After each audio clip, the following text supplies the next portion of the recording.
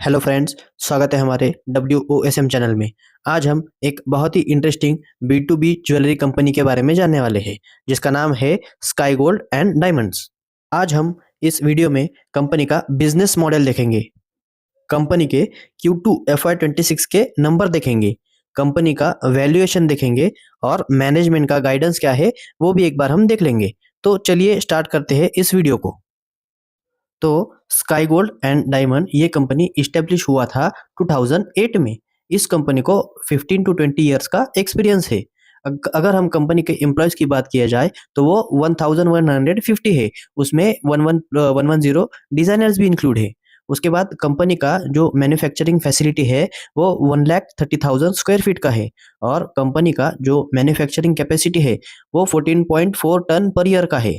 उसके बाद कंपनी का जो प्रेजेंस है वो इंडिया एंड इंटरनेशनल ऐसे दोनों जगह है।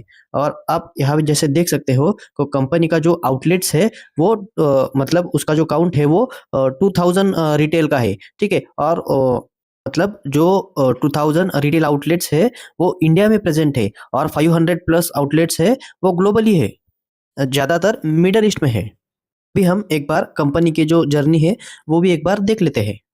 जैसे आप यहाँ पे देख सकते हो कंपनी का जो इस्टेब्लिशमेंट है वो 2008 में हुआ था और उसके बाद कंपनी BSE और NSE पे लिस्ट हुआ था 2018 में।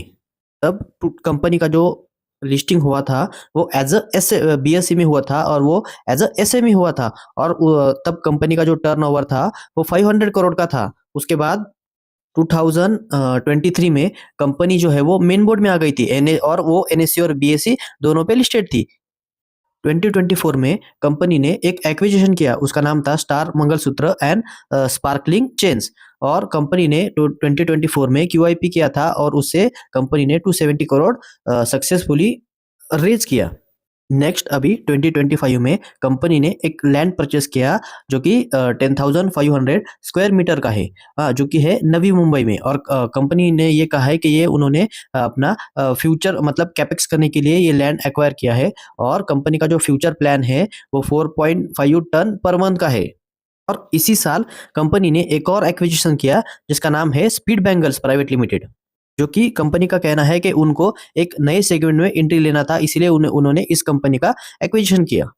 अभी हम नेक्स्ट कंपनी का जो डोमेस्टिक और इंटरनेशनल क्लाइंट्स है वो भी एक बार देख लेते हैं। तो यहाँ पे आप जैसे डोमेस्टिक क्लाइंट्स देख सकते हो, तो यहाँ पे कंपनी ने मल्टीपल कंपनीज के साथ टाइप्स किया है, जैसे कि PNG हुआ, कल्याण ज्वेलर्स हुआ, मालाबार हुआ, रिलायंस ज्वेलरी हुआ, सेनको गोल्ड हुआ।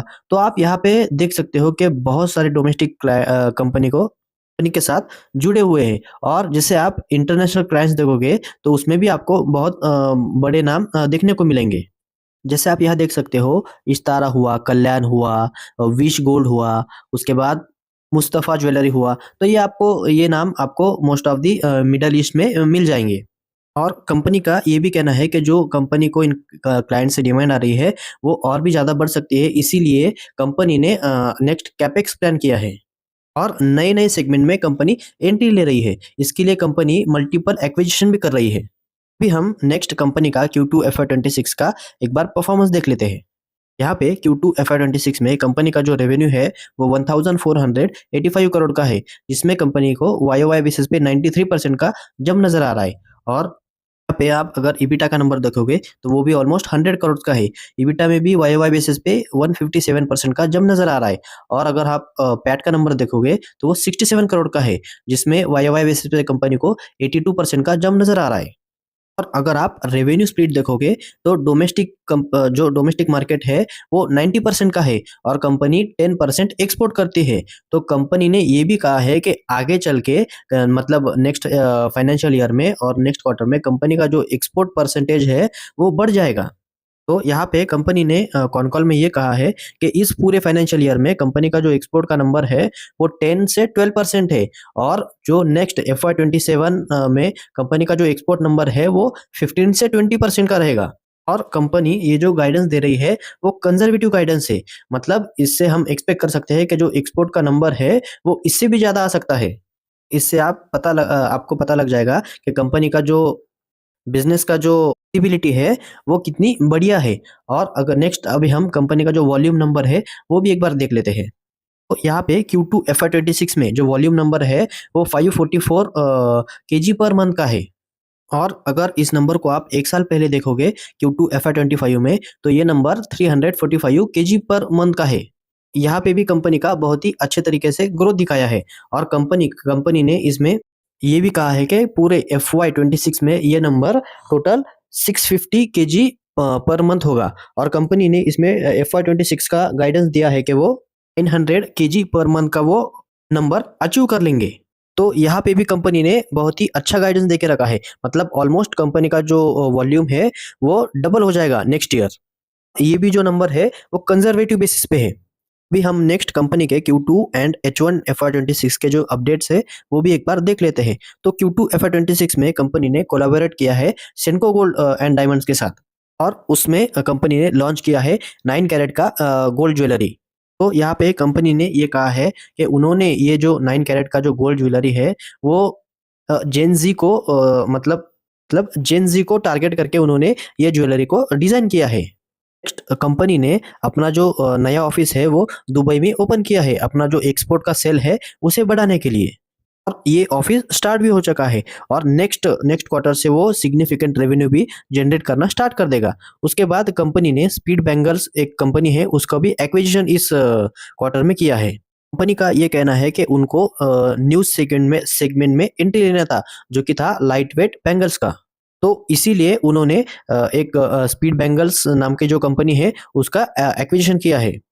ये जो बिजनेस है वो 100% एडवांस गोल्ड मॉडल पे चलता है। तो इससे कंपनी का जो वर्किंग कैपिटल डेज है वो भी कम हो जाएगा।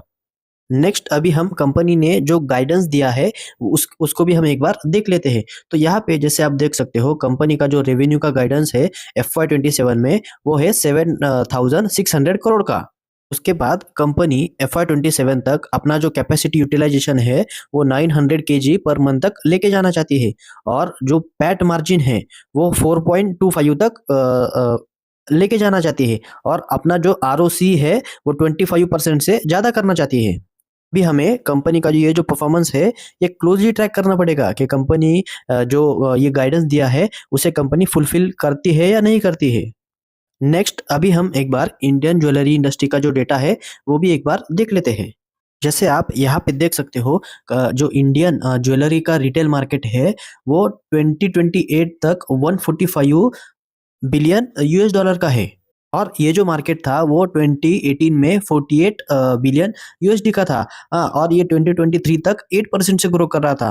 अब यहाँ पे आप देख सकते हो कि 2023 से 2028 तक यहाँ पे जो पेस ऑफ सेल्स है, मतलब पेस ऑफ ग्रोथ है इंडियन ज्वेलरी मार्केट का, वो डबल हो चुका है। तो आप यहाँ पे देख सकते हो कि स्काई गोल्ड को यहाँ पे कितना बड़ा अपॉर्चुनिटी यहाँ पे नजर आ रहा है। यहाँ पे आप देख सकते हो जो इंडियन मार्केट है वो 3 सेगमेंट में बटा है ज्वेलरी के सेगमेंट में। ठीक है, तो यहाँ पे जो 57% का जो ज्वेलरी है वो ब्राइडल वियर का है। उसके बाद जो डेली वियर का जो ज्वेलरी है वो 32% का मार्केट है। और जो फैशन वियर है वो 11% का है। तो यहाँ पे जैसे आप यहाँ पे देख सकते हो कि जो फैशन ज्वेलरी है उसका जो मार्केट शेयर है वो कंटिन्यूअसली बढ़ रहा है। जैसे हमारे पास अभी पुराना डेटा नहीं है, तो बट फैशन ज्वेलरी का जो मार्केट था साइज वो 4 to 5% था 4 से 5 साल पहले। अभी वो ऑलमोस्ट 10% से ज़्यादा हो चुका है। तो आप यहाँ पे देख सकते हो कि फैशन ज्वेलरी में बहुत ही अच्छा खासा डिमांड आने वाला है। अभी हम नेक्स्ट ये देख लेते हैं कि कैसे जो इंडियन मार्केट है वो अनऑर्गेनाइज से ऑर्गेनाइज की तरफ शिफ्ट हो रहा है। जैसे आप यहाँ पे देख सकते हो FY21 में जो इंडियन मार्केट था वो 90% अनऑर्गेनाइज था और 10% ही ऑर्गेनाइज था। उसके बाद आप देख सकते हो जो ऑर्गेनाइज का जो साइज है वो कितना तेजी से बढ़ा है। जैसे FY21 में ऑर्गेनाइज मार्केट बस 10% था, उसके बाद 22 में वो 33% हुआ। उसके बाद 23 में वो 37% था, 24 में 38% था, और वो FY28 तक 43% तक हो जाएगा। तो यहाँ पे आप देख सकते हो कि जो लिस्टेड प्लेयर है उनके पास और भी कितना बड़ा अपॉर्चुनिटी यहाँ पे है। आगे चल के इस सेक्टर में बहुत नए-नए प्लेयर्स भी आने वाले हैं, तो इसका जो फ़ायदा है वो सभी उठाना चाहेंगे। तो इसीलिए जो अनऑर्गेनाइज़ सेक्टर है जो अभी भी 60% है ऑलमोस्ट, उसको वो ऑर्गेनाइज़ में वो शिफ्ट हो जाएगा। तो इससे कंपनी के लिए बहुत ही बड़ा अपॉर्चुनिटी तैयार हो रहा है। हम नेक्स्ट कंपनी के जो ग्रोथ नंबर है वो भी एक बार देख लेते हैं। तो जैसे आप यहाँ देख सकते हो Q2 FY26 में कंपनी का जो रेवेन्यू है वो 1484 करोड़ का है, जो कि इस क्वार्टर में 93% का वाई बेसिस पे जंप दिखाई दे रहा है। और जैसे आप एक साल पहले अगर नंबर देखोगे, मतलब टू FY25 का अगर नंबर देखोगे तो वो 769 करोड़ का है। इसमें भी कंपनी का 94% का वाई बेसिस पे ग्रोथ दिखाई दे रहा है। तो आप यहाँ पे देख सकते हो कि कंटिन्यूअसली कंपनी का जो ग्रोथ का नंबर है वो 100% प्लस ही कंपनी ग्रोथ कर रहा है। इसीलिए कंपनी का जो शेयर का प्राइस है वो बहुत ही ज्यादा बढ़ चुका है। और अगर आप पैट का नंबर देखोगे तो वो 67 करोड़ का है। इसमें भी कंपनी का 82% का वाई बेसिस पे जंप नजर आ रहा है। और अगर आप पिछले कुछ क्वार्टर्स का अगर पैट का नंबर देखोगे तो वो ऑलमोस्ट 200% प्लस ही दिखाई देगा।